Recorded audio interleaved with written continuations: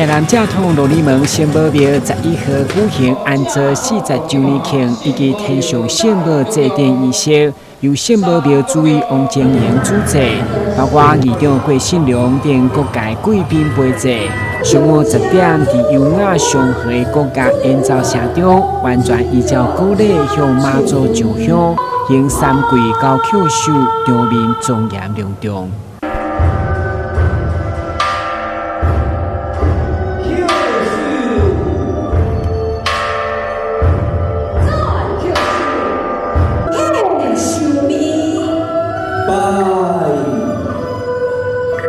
根据地方表示，对1978年第一摆举办天上圣母祭奠事项观摩会以后的备受好评。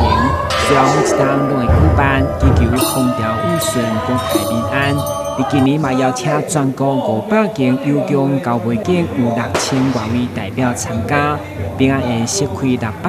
桌，共同来庆祝罗里门妈安坐40周年的盛事。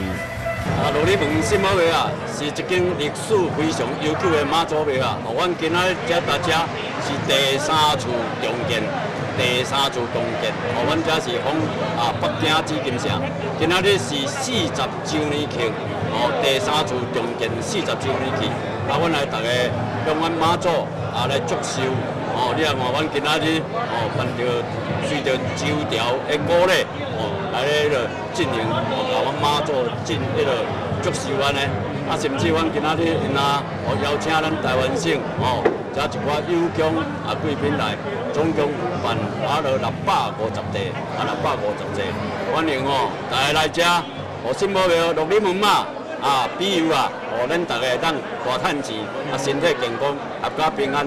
正统罗里门圣母庙虽然经过400多年来变迁，不过所有祭仪拢依照传统，嘛所有信众拢相当慎重，共同来向圣母上香祈福。咱的新闻本集采访报道。